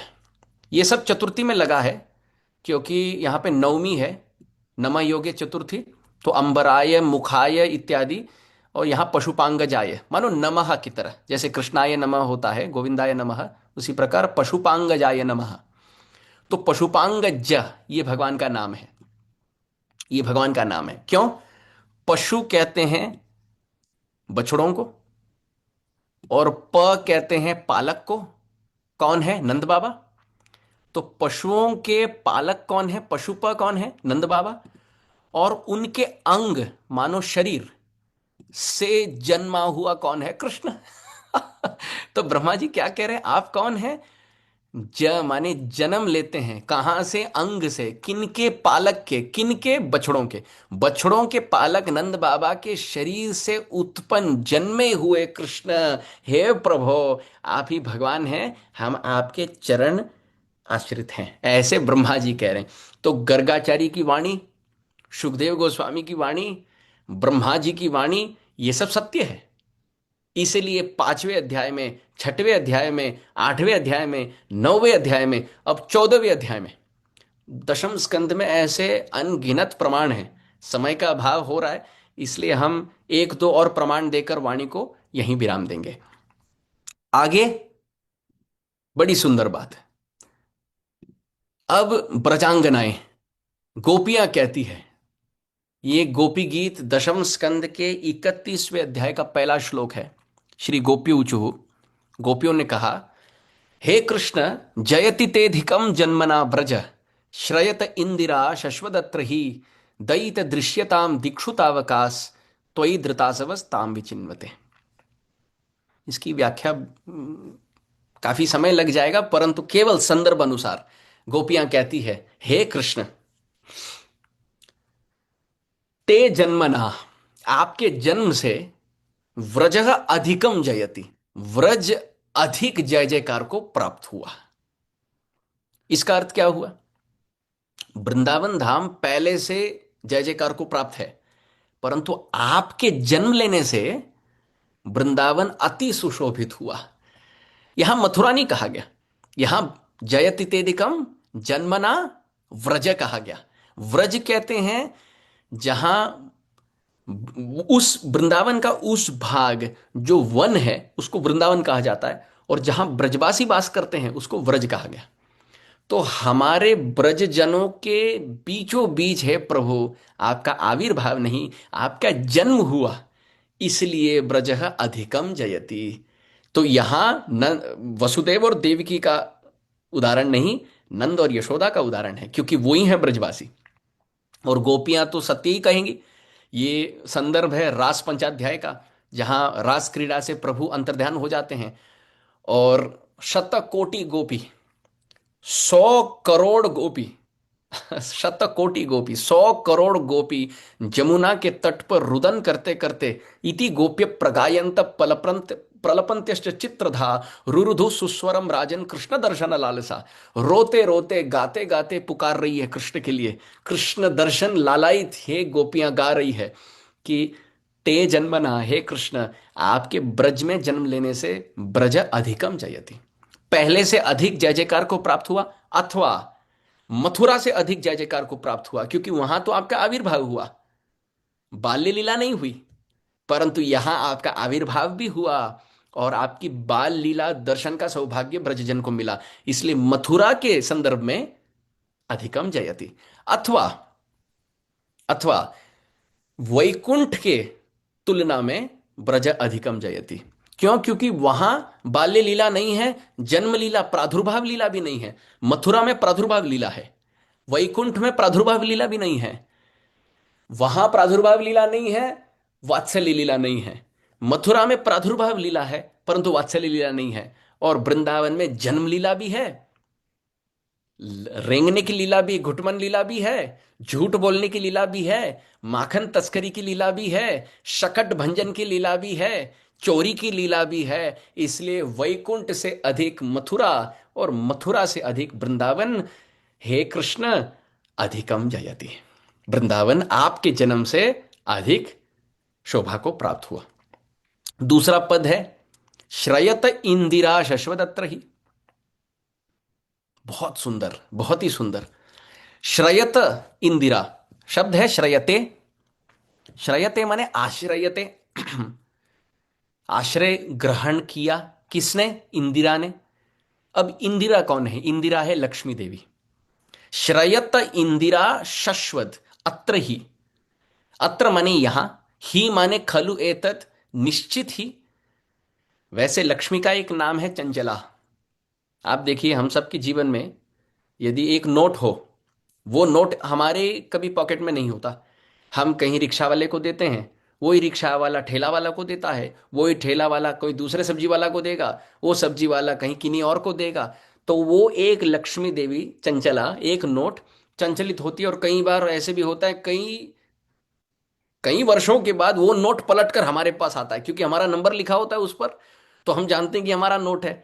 बड़ा ये दुर्लभ है परंतु होता है। लक्ष्मी देवी ऐसी चंचला है कि घूमती है।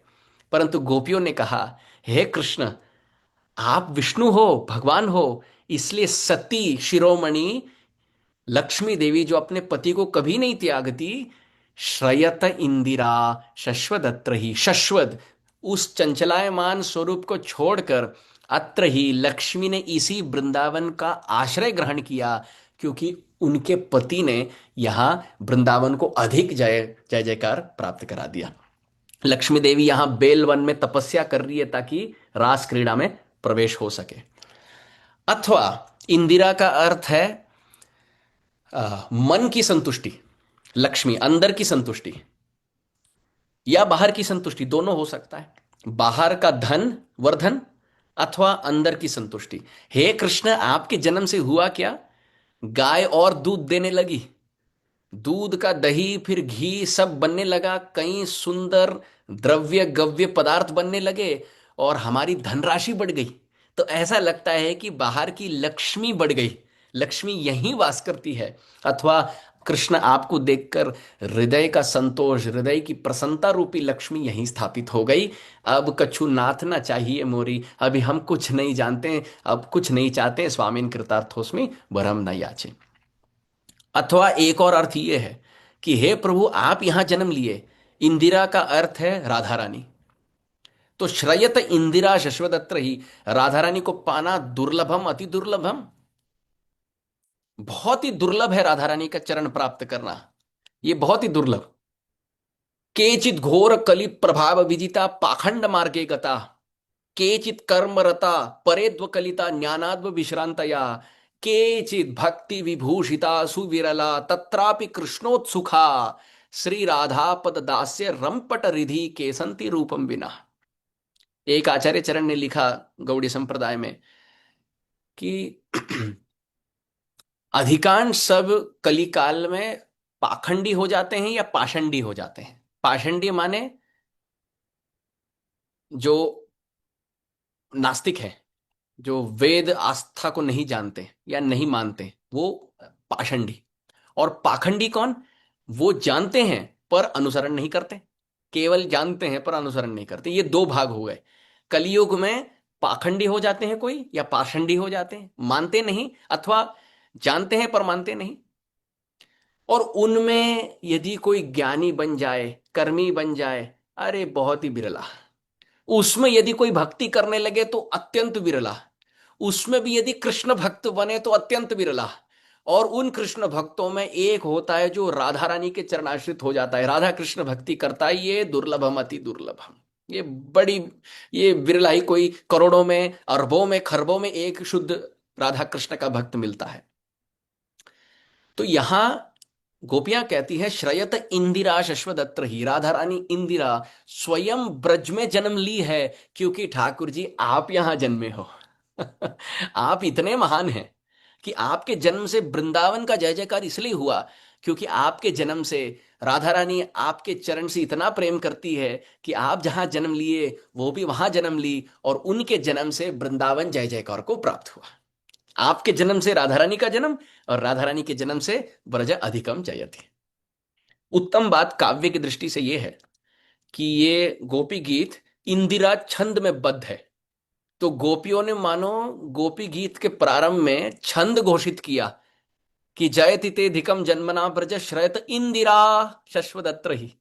हम इंदिरा छंद में गाने वाले हैं इस गोपी गीत को। मनो इंदिरा लक्ष्मी के लिए भी प्रतीक है, संतोष के लिए भी प्रतीक है, बाहर के धनराशि के लिए भी प्रतीक है, राधा रानी के लिए भी प्रतीक है, छंद के लिए भी प्रतीक है। और ये सब बांध रहे हैं इस बात के लिए, ते जन्मना, हे कृष्ण आपकी जन्म से वृंदावन अधिकम जयते, वृंदावन अधिक जय जयकार को प्राप्त हुआ। फिर एक भौकलाने वाली बात यह है कि कुंती देवी तो ये तथ्य को जानती है। कुंती देवी तो इस तथ्य को भली भांति जानती है कि कृष्ण यशोदानंदन है, नंदनंदन है। तो अपने स्तुति में कुंती देवी ये क्यों कहती है कि कृष्णाय वासुदेवाय देवकी नंदनाय च, फिर कहती है नंद गोप कुमाराय गोविंदाय नमो नमः। ऐसे लगता है कि पहले आप कह रहे हो कि वसुदेव नंदन है, फिर आप कहते हो कि नंदनंदन है। तो इसका समन्वय किया कैसे जाए? बहुत सरल है। जिस प्रकार कृष्ण के अनगिनत नाम है, अनंत नाम है, उसी प्रकार यशोदा रानी के भी अनंत नाम है, कई सारे नाम है। यशोदा सर्वश्रेष्ठ प्रमुख नाम है, परंतु जो ब्रज में है, उनके घर में है, यशोदा को एक और नाम से जानते हैं, और वो नाम है देवकी। द्वे नामनी नंद भार्या या यशोदा देवकी तीच। तो जिस प्रकार इस जगत में कृष्णदास नाम हो, तो ये नहीं कि कृष्णदास मानो एक ही होगा। कृष्णदास नाम के हजारों भक्त हो सकते हैं, रामदास के नाम के हजारों भक्त हो सकते हैं, और उसका यह अर्थ नहीं कि सब एक ही हैं। नाम एक है पर व्यक्ति अलग है। उसी प्रकार मथुरा की देवकी रानी अलग है, और साथ ही साथ यशोदा रानी का एक और नाम देवकी है। द्वे नामनी नंद भार्या या यशोदा देवकी तीच, कि यशोदा जो नंद भामिनी है, नंद भार्या है, इनके दो प्रमुख नाम है यशोदा और देवकी। और नंद महाराज, इनको वसुदेव भी कहा गया। क्यों? क्योंकि वसु का अर्थ है धन, और जो धन से परिपूर्ण हो वो वसुदेव है। नंद बाबा का धन क्या है? गोधन। ब्रज के लिए राजा है नंद बाबा, और जिनके 9 लाख गाय हो, गोधन इतना भव्य हो, वसु है। वसु वसु मना सत्य। विष्णु सहस्त्र नाम में आया कि बलदेव विद्याभूषण ने टीका लिखी, जब कृष्ण का नाम वासुदेव आया तो बलदेव विद्याभूषण जी ने कहा वासुदेव माने वसुदेव का पुत्र, और वसुदेव माने नंद बाबा, क्योंकि वसु माने धन, गोधन, और देव माने राजा। द्योतनाथ, दानाथ, दीपनाथ, क्रीडाशील, ये सब दिव धातु के अलग अलग अर्थ हैं। तो देव माने जो राजा हैं, और वसु माने धनराशि, सम, सम मनो पूरे पूरे तरह से धनाढ्य हैं, श्रीमंत हैं, धनराशि से परिपूर्ण हैं। तो ऐसे वसु रूपी गोधन के राजा वो नंद बाबा है। तो कृष्णाय शब्द किसने दिया? कृष्ण, गर्गाचार्य ने। किन के समक्ष दिया? नंद बाबा। पर हुआ कहां? गोधन के राज्य में, गौशाला में। तो कृष्णाय वासुदेवाय, कृष्ण वासुदेव इसलिए हैं क्योंकि नंद बाबा के गौशाला में कृष्ण को मानो नाम दिया, नामकरण हुआ। तो कृष्णाय वासुदेवाय। और घर में कौन है कृष्ण? देवकी नंदनाय च, देवकी के सुपुत्र हैं, अर्थात यशोदा के सुपुत्र हैं। और रोल क्या है? नंद गोप कुमार, मानो युवराज हैं। आगे के वृंदावन के राज्य साम्राज्यों को संभालने वाले नंद गोप के कुमार हैं। कुमार शब्द भी बड़ा मीठा है। मार कहते हैं कामदेव को, कामदेव का नाम है मार। और कु माने कुप्सित, जुगुप्सित, मानो मुंह ऐसे भीभत्स भाव से कुप्सित करना मुख को। यदि बच्चे को कहीं नींबू चखाने दे, बच्चा जैसे कुप्सित मुंह करता है, उसको कहते हैं कु। भगवान कृष्ण की रूप माधुरी इतनी सुंदर है कि उसके बाद यदि कामदेव मार का दर्शन हो तो मुख कुप्सित हो जाता है। इसलिए कृष्ण का नाम है कुमार। कुमार। तो नंद गोप कुमार, वो पुत्र नंद बाबा का जो इतना सुंदर है, इनकी बंसी बांसुरी इतनी मीठी है कि उसके बाद यदि कामदेव, प्राकृत लव, इस जगत के लव को देखा जाए, यद अवधि मम चेत कृष्ण पादार बिंदम नव नव रसधाम्यन उद्यतम रंतुमासित। यमुनाचार्य जी ने इसी बात को स्पष्ट किया कि जब से कृष्ण चरण सेवा प्राप्त हुई, तब से पुरुष स्त्री मैथुन का जो विचार है, ये सोचकर मानो कुप्सित हो जाता है हृदय, और उस विचार को मेरा मन पूर्णतया त्याग कर थूक देता है। छी छी छी छी, कितना घृणा वाली बात है ये, कि कृष्ण चरण सेवा को छोड़कर इस जगत के पुंस स्त्रीय मिथुनी भाव में तदा है। ये तो जुगुप्सित है, कुप्सित है, घृणास्पद है। This is worth rejecting. तो ये कामदेव हुए। तो कृष्ण हैं इतने सुंदर कि उनकी सेवा करने के बाद मार कामदेव कुप्सित हो, मानो उनको देखकर भक्त कुप्सित हो जाता है। तो कुंती देवी कहती है कृष्णाय वासुदेवाय, वो कृष्ण जिनको नाम गर्गाचार्य ने दिया। कहाँ दिया? नंद महाराज के समक्ष दिया। कहाँ? गौशाला में। तो इसलिए वासुदेव, कृष्णाय वासुदेवाय। और देवकी नंदनाय च, घर में यशोदा का नाम देवकी है, तो अंदर लालन पालन मैया करती है, तो कृष्ण देवकी नंदन है। और फिर साम्राज्य संभाल रहे नंद गोप कुमाराय।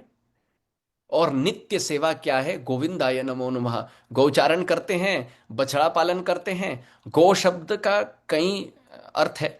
गो माने गोप, गो माने गोपियां, गो माने गो माता, गो माने गोवर्धन, गो माने गोस्वामी, गो माने गोलोक, गो माने गोकुल, गो माने यमुना के तरंगे, ये सब गो है।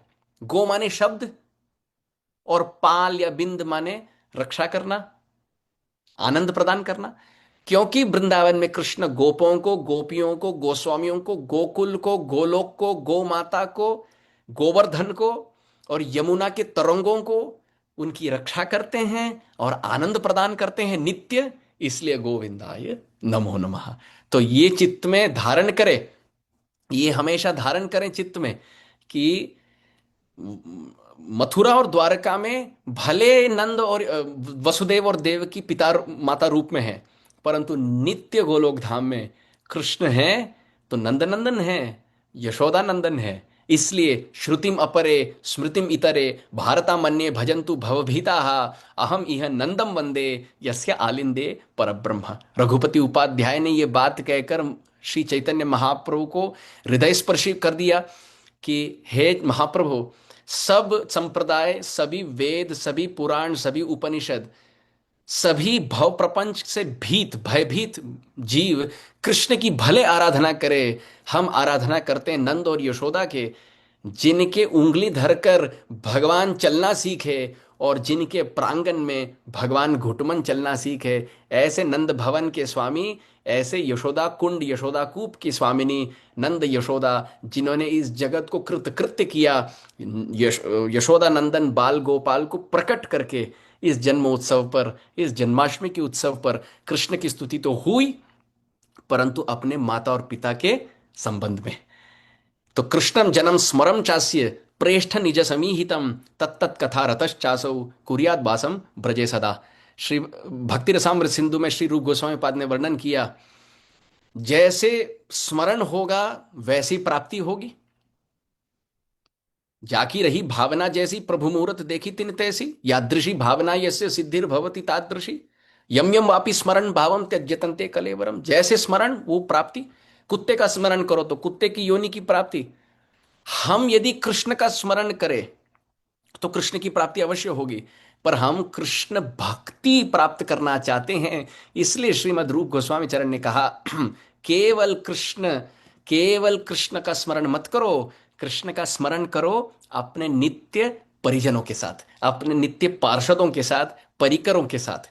तो यदि कोई वात्सल्य रति प्राप्त करना चाहे, जो उत्कृष्ट रति है, श्रीमद् वल्लभाचार्य महाप्रभु की बड़ी देन रही इस जगत में कि पुष्टि मार्ग संप्रदाय को प्रकाशित किया, अष्टचाप कवियों को प्रकट किया, और इस जगत में बाल गोपाल की सेवा जो अधिकांश गुजराती समाज में पाया जाता है, ये बड़ी देन है श्रीपाद वल्लभाचार्य जी की, कि कृष्ण के चरणों से एक भयभीत होकर भाव को त्याग कर, कृष्ण हमारे हैं, हम उनके सेवक हैं, हम उनकी सेवा करना चाहते हैं, इस भाव से वात्सल्य रस को उन्होंने प्रकाशित किया।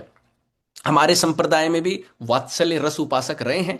तो जिनको वैसी स्थायी भाव की इच्छा है, तो मैया यशोदानंद बाबा का आश्रय ग्रहण करके कृष्ण के इन सुंदर लीलाओं का ब्रज में आप आश्रय श्रवण कीर्तन करें, ऐसे रूप गोस्वामी कहते हैं। तो इस ब्रज उत्सव मुकुटमणि कृष्ण जन्माविर्भाव महामहोत्सव में आप सबको मेरे ओर से हार्दिक अभिनंदन, हार्दिक शुभेच्छा। जो भारत से हैं और अन्य देशों से भी है, आप सब अपने अपने समय अनुसार व्रत पालन करें और भोजन के विषय में ना सोचें। शास्त्र में जन्माष्टमी व्रत को उत्कृष्ट व्रत माना गया। हजारों लाखों एकादशी व्रत से बढ़कर एक जन्माष्टमी का व्रत है।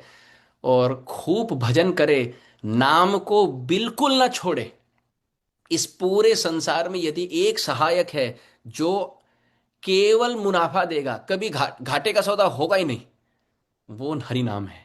आप बाथरूम में ग्रहण करें, आप रसोई घर में ग्रहण करें, आप गाड़ी चलाते चलाते ग्रहण करें, आप उल्टा ग्रहण करें, सीधा ग्रहण करें, गाते ग्रहण करें, जल्दी फटाफट में ग्रहण करें, नाम को धीमी गति में ग्रहण करें, मुख में ग्रहण करें, कीर्तन में ग्रहण करें, माला में ग्रहण करें, उंगलियों में ग्रहण करें, अद्भुत है।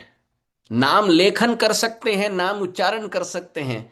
नाम ऐसा अद्भुत सहायक है, जिनके जिह्वा पर सतत प्रभु का नाम हो, कर्णेंद्रियों में भगवान की लीला का श्रवण हो, और प्रत्यक्ष भक्तों का संग हो, और मानुषून्यता, विनम्रता का पालन, किन्हीं का अपराध ना हो, सबको मान दे, और किन्हीं से मान की अपेक्षा ना रखे। कोई ये मुझे आदर सत्कार दे, मुझसे ये कहे, मुझसे वो कहे, कभी ये कोई अपेक्षा ना रखे। एक बड़े संत कह रहे थे, मैं कल ही कथा सुन रहा था, श्रीला भक्ति चारू महाराज के शिष्य हैं, वो कथा में कह रहे थे, बड़ी मीठी बात लगी मुझे। वो कह रहे थे कि यदि कोई यात्रा चले जाए, हम सब चलिए वृंदावन चले जाए, और उसके बाद एल्बम आता है सभी चित्रों का, हम सब क्या खोजते हैं उसमें, किन किन चित्रों में हम हैं। और यदि इतने मोटी एल्बम में 30 दिन की यात्रा यदि हम करें और इतनी मोटी एल्बम में एक भी चित्र, एक भी फोटो हमारा ना हो, तो हम क्या कहेंगे, ये किसने फोटो खींचा, एक फोटो नहीं है मेरा। क्यों? क्योंकि मान की इच्छा है, पहचान की इच्छा है, कि लोग मुझे जाने, मेरा भी एक चेहरा हो, मेरा भी एक अस्तित्व हो। हमें इस बात में प्रसन्नता होनी चाहिए कि ठाकुर हमारा नाम जब सुन रहे हैं, हम कथा उनके लिए करते हैं। जूम में यदि 5 लोग हो या 100 लोग हो या 20 लोग हो या कोई ना हो, फर्क ना पड़े, क्योंकि श्रोता कौन है? कृष्ण है। बैठने वाले श्रोता नहीं है, बैठने वालों के चित्त में जो ठाकुर बैठे हैं वो श्रोता है। हम जप कर रहे हैं ठाकुर के लिए, कथा कर रहे हैं ठाकुर के लिए, पढ़ते हैं, श्रवण कीर्तन स्मरण करते हैं ठाकुर के लिए। पूरा जगत हमें माला पहना कर कहे कि अरे ये तो वैकुंठवासी हैं, और यदि हम नरक की ओर प्रस्थान करें तो कौन बचाए हमें? कौन बचाए? और यदि पूरा जगत तिरस्कृत करके कहे अरे अरे ये तो नरक जाने वाला है, नरक के योग्य है, और यदि हम गोलोक वृंदावन चले जाएं, तो क्या फर्क पड़ता है कि जगत का बहुमत क्या है? तो उसी प्रकार कौन क्या कहे, कौन पहचाने, कितने फॉलोअर्स हुए, कौन कमेंट करे, जगत से हटना ही ठीक है। जगत से हटना ही ठीक है। अधिक हम भजन करें, नाम जप करें, हम प्रभुपाद जी के ग्रंथों को पढ़े, भागवत का आश्रय ले, विग्रहों की सेवा करे, किन्हीं की निंदा ना करे, सबको सम्मान दे, सब अपने अपने गति अनुसार, अपने अपने पूर्व जन्म संस्कार के अनुसार भगवान के चरणों की ओर अग्रसर हो रहे हैं। तो इस भाव से कथा, श्रवण, कीर्तन, मनन, चिंतन, ध्यान, धारणा, समाधि हो गए। भगवत प्राप्ति इसी में संभव है। चलिए, जन्माष्टमी के दिन प्रार्थना यही है कि केवल इस एक दिन के लिए नहीं, आगे के सभी दिन और सभी वर्षों के लिए भगवान का आविर्भाव हम सबके हृदय में होता रहे। प्रति क्षण जन्माष्टमी हो सकता है। हमारा हृदय यदि यशोदा का गर्भ हो जाए, प्रेम भरा हो जाए, तो हर क्षण प्रभु प्रादुर्भावित होते रहेंगे। यही कहते कहते दास अपनी वाणी को यहीं विराम देता है। वांछा कल्पतरुभ्यश्च कृपा सिंधुभ्य एव च पतितानां पावनेभ्यो वैष्णवेभ्यो नमो नमः। श्रील गुरुदेव की जाय, श्रील प्रभुपाद की जाय, शशिनंदन गौर हरि की जाय, श्री श्री राधा श्याम सुंदर की जाय, जन्माष्टमी महामहोत्सव की जाय, और कल श्रील प्रभुपाद के आविर्भाव तिथि की जाय। जय जय श्री राधे श्याम, श्री वृंदावन धाम की जय हो। गौर भक्त वृंद की जय हो।